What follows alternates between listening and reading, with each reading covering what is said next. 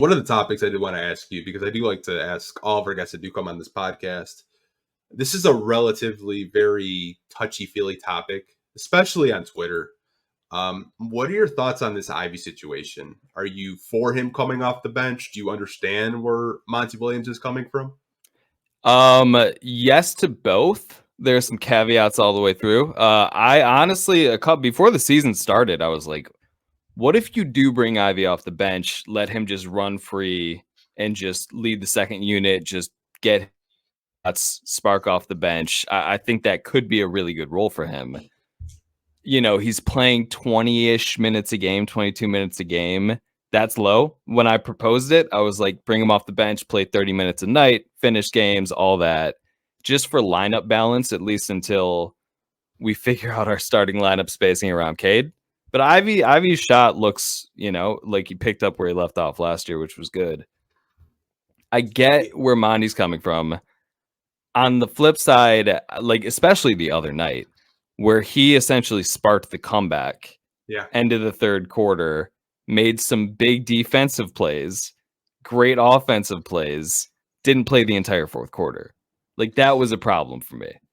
But I do see on the flip side of that, Monty, long run, if this sort of plays out where Monty's challenging him, it works. Jaden becomes a better, more consistent defender, which is the problem, the consistency. Then I think it's a win, obviously. I do see like what Monty's trying to do. And I think Jaden is a high character guy where it could work. But I worry, especially after games like the other game, like we're talking about where he sparks the comeback, doesn't play the fourth. I worry about how that, is taken and looks. That's the first time this season where I couldn't agree with the substitution. Yeah. Because in that Pelicans game, like the Pistons were not close until the third quarter. And I felt like not only Ivy, but Sasser really impacted that comeback. Definitely. He had a block, and then he like went in transition and dunked it, and go to the fourth quarter, subs him out. Right. That's where I didn't agree with it. Now, to Monty's point, I understand that he is not the defender that Killian Hayes is. Right. I think we can both agree that Killian Hayes is a better defender as of right now. I can understand where he's coming from because his stealing is way higher than Killian Hayes, and I think that's why he's been so hard on him, because he sees so much potential in him that he could become a two-way, star guard in this league if he really puts that same energy on offense that he would on defense. And I think we've seen him try. Like in the preseason, I saw him, lock up Josh Giddey.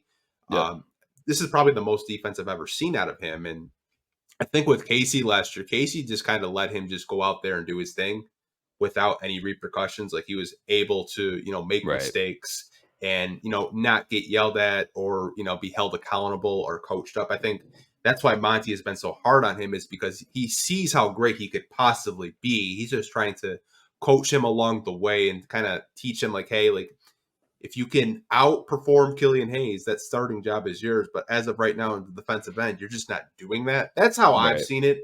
And maybe I'm crazy. I don't know.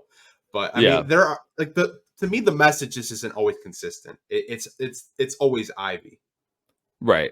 I think, no, I agree with that. I do think that Monty is coming in and trying to undo a lot that, of the bad habits that were just let go under Casey. But yeah, I think like instances like the Pelicans game, I think that, like you said, like it needs to be consistent, where it's like I think you need to, I'm not an NBA coach, but you should reward him for the stretch. You just say, at least let him play a few minutes into the fourth. And like, if things go haywire, you take him out, you make the adjustment then, but not coming right off of a few back-to-back plays where it really sparked a turnaround.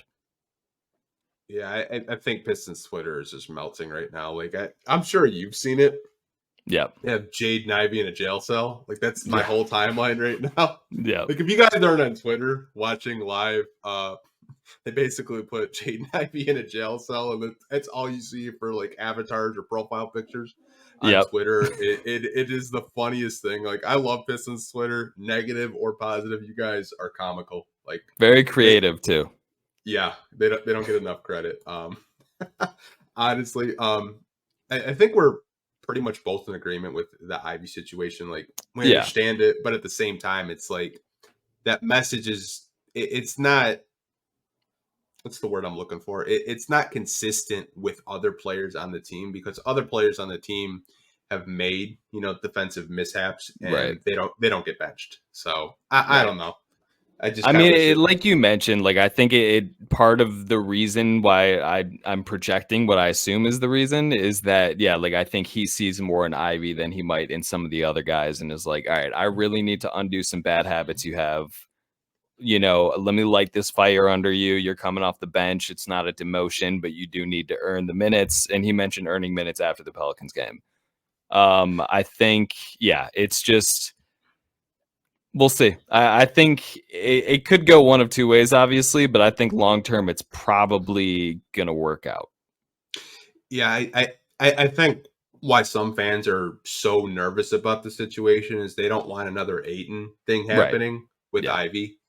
Like, do you trust Ivy not to kind of crack and not give a shit, I think I do. Maybe not if this is going on 50, 60 games in, but for the next 20, 30 games, I think it might be like this. But it also depends, like, when the vets come back, what the rotation looks like. But on the flip side, my issue with the bench situation, where, again, I do get it, I even suggested it this summer, is long-term you want to see Cade and Ivy together on the court as much as possible. Yeah, not to even, like, mention, but I had posted, like, Killian Hayes versus Jaden Ivey stats this week. Oh, boy. And you look at the shooting percentages, like, Ivy shooting close to 43% on good volume, close to 50% from the field on decent volume. Obviously, defensively he's not there right now, but of course. I think I would trade some offense for, maybe Killian Hayes locks down someone and he has 6 points. I'll take a 15-point performance versus 6-point performance. That's just me. I can live with that at the end of the day. Well, also the defense hasn't been good recently. Yeah. Like, if we were still playing like the first couple games, we're winning games. We should have been 3-0. But if it looks like that and the defense is that good and it's turning to wins, no one, I don't think, will have a problem with anything. The issue is the defense. He's going for the defensive lineup and it's not working right now. Yeah, like I said, it's just kind of head scratching with the free agency moves. It's like there's some guys out there I probably would have signed if that was the message you're trying to get across.